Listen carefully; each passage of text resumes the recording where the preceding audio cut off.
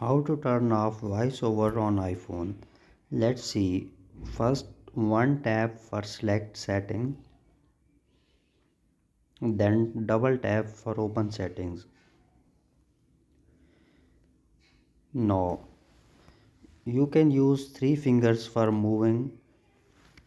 You can move up, down, left, right.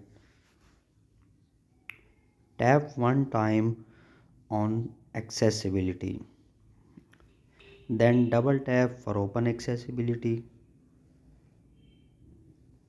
Tap one time on voiceover, then double tap for open voiceover.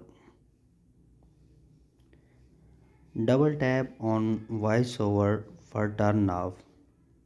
VoiceOver turn off successfully. Thanks for watching.